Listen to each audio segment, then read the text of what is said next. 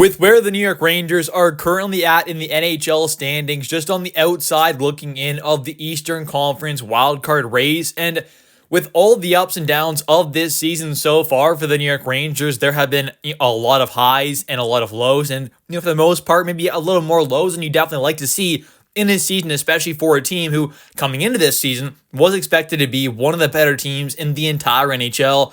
Obviously, this team has definitely had some pretty low moments, which has made them look like one of the worst teams in the NHL moments, but they're back on track now. They're pushing towards a playoff spot, and the Rangers definitely have a chance to compete for a playoff spot. Now, it's going to be really tough. There are still, and you could say, about half a dozen teams there, kind of 6-7 teams or so, that are pretty much fighting for 2 wildcard spots, and the Rangers can technically kind of jump in possibly to that maybe third Metropolitan Division spot. That is possible. Is it likely? No. But is it possible? Absolutely. So it really is kind of an interesting spot that this Rangers team is in right now, because they're amongst, like I said, 6 or 7 teams that are kind of fighting for a wild card spot. They have the possible chance, although it's not likely necessarily, to catch one of those 3 teams in that Metropolitan Division, which would more than likely be the Devils, who are in that third spot. So we're really going to kind of just break things down here for the Rangers and kind of talk about what this kind of team spot is right now, and kind of where they're at, and just kind of really talk about what we could see for the rest of this season and with the deadline coming up and all that stuff, because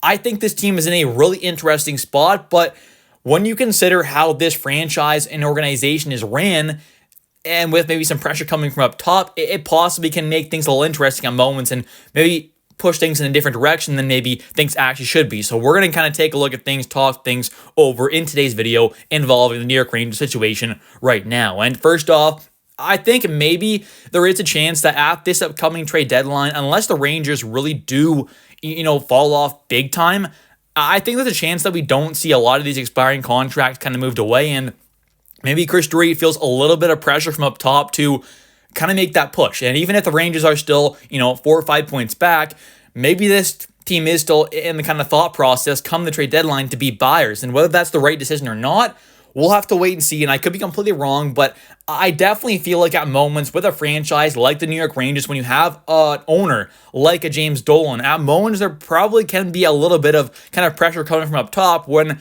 maybe the right decision is to kind of not, make those buying moves. Maybe we do see some buying moves at this upcoming trade deadline and don't see some of these pieces like a Riley Smith, like a Ryan Lindgren, who are pieces who I think could be somewhat valuable, especially more so a guy like Riley Smith, where you can trade him away, maybe get back a 3rd round pick, you trade him away, you open up that roster spot, you get back a decent asset, but you're also opening up that roster spot for a prospect like a Brennan Hoffman or a Brett Berard to kind of get back up here to the NHL and kind of keep running with the NHL squad there and continue to get games experience, but also help this team try to compete for something. Because long-term wise, we know these prospects and young guys need to kind of take these steps into the NHL kind of squad, and I think this is the season where you don't have to kind of use this as a full-on kind of selling season, but you also have to use this as a full-on kind of buying season either.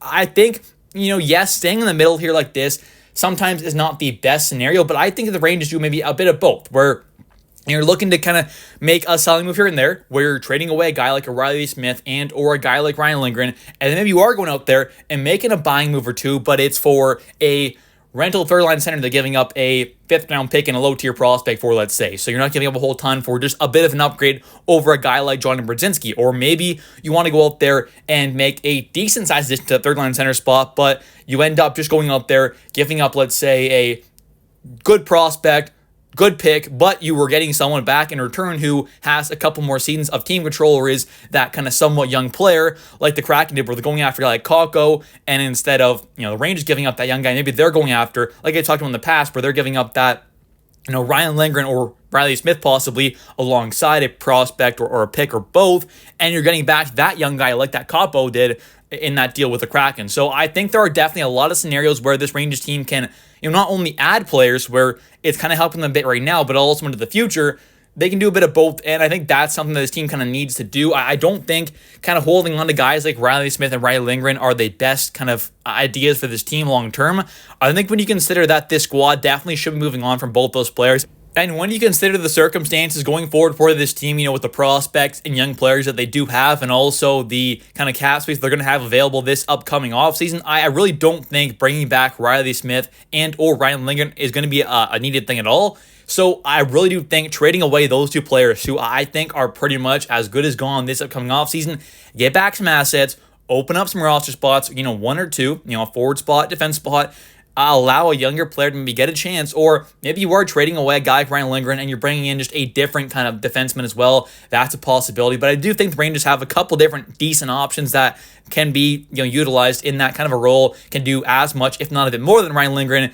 Maybe we get back a pick and or a prospect or whatever it is. I mean, it's not going to be a ton for Ryan Lindgren. He's not played the greatest, but maybe you can get a little bit of value for him, open up that roster spot for a guy who you're not going to bring back. And same thing with Riley Smith, where yeah, I think he's definitely a much better player right now and a more impactful player for the Rangers. But I do think that if you bring up a guy like a Brendan Othman or a Brett Berard, are they really going to be that much of a step back? I don't necessarily think so overall as a player. So giving those guys a chance there at the NHL level, I think it's probably kind of the worthwhile decision. And just getting these guys experience for next season and the years after that, when this team is really trying to compete for that cup there and really trying to make that push there for the playoffs, getting these young guys in meaningful games down the stretch here throughout the rest of this regular season could be a very good thing for their development. So I think we'll have that, and if you can squeak into the playoffs there, and you've got a guy like Brendan Othman or Brett Berard in that lineup there, they're getting a good amount of experience in that first round, even if it is a first round exit, with a lot of the young players on this team getting more experience in the playoffs and kind of getting that chance, it can definitely be a very good thing for the long-term development of many of these players. So I really do think making some moves here, opening up some spots, allowing some of the young guys to come up here while still trying to kind of make that playoff push is probably what this team needs to do, because I don't think you have to be on kind of full-on buyers or full-on sellers. And normally I'm not a big fan of kind of sitting in the middle necessarily like this, but I do think with where this team is at right now, it's the right decision, because there's no need to go out there and buy big and go out there and buy a bunch of rental assets like we've done in the past. They're going after a Patrick Kane, a Tarasenko, an Niko Mikkola, and sure, some of those guys have been worth it and, have been valuable players, but for the most part, it just hasn't quite worked out. And yes, this team has made two of the last recent conference finals, and I've said that a lot, but at the end of the day, they couldn't get the job done, and for the most part, you could say they weren't really proud of that one or two kind of pieces away from really winning that cup with the way those rosters were built. And even last season there, making it all the way to the Eastern Conference Finals, losing Game 6 to the Panthers there, the Rangers were obviously, very, very close. 2 wins away from making the NHL, Stanley Cup Finals, the very finals. But obviously, the way this team got there was because mainly of Igor Shesterkin. So I really don't think this team was that kind of one or two pieces away. So even if they did go out there and get that Patrick Kane or Tarasenko, at last year's deadline, instead of going out there and getting a guy like Alex Wennberg or Roslovic, would that have really made the overall utmost difference?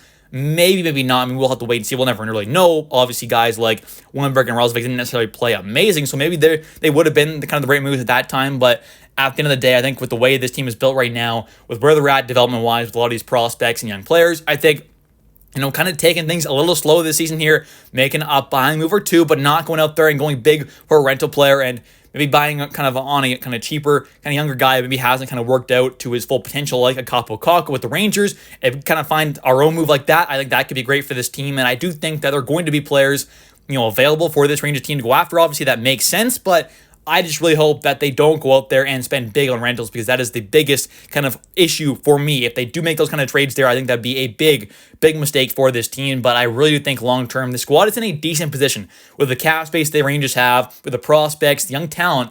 This team has a decent squad to kind of build around now, and they have some core pieces as well. Guys like JT Miller, he's looked really good so far. Mika Zibanejad, he's turned things around a bit. That's nice. I mean, I'm not saying he's completely fixed, but him going to the wing there, he's producing at a quite good pace offensively. He's looking a bit better, so that's nice. You got Vincent Trocheck locked up long-term. Fox, he still got his big deal. So I think with where this team's at right now, they're in a good spot. You've got your goalie. You've got some good young talent. It's just about kind of building the rest of this team around Igor and the Lafrenières, the Coolies, the Trochecks, the JT Millers, those kind of guys, the Foxies. But at this point going forward, we have some solid pieces, but it's about building the rest of that team around them to really make this team an ultimate Stanley Cup contender. Anyways, that's going to do it for today's video. If you have enjoyed, definitely hit that like and subscribe button for daily New York Rangers content. And also, definitely don't forget to comment down below your thoughts on where this New York Rangers team is kind of at right now.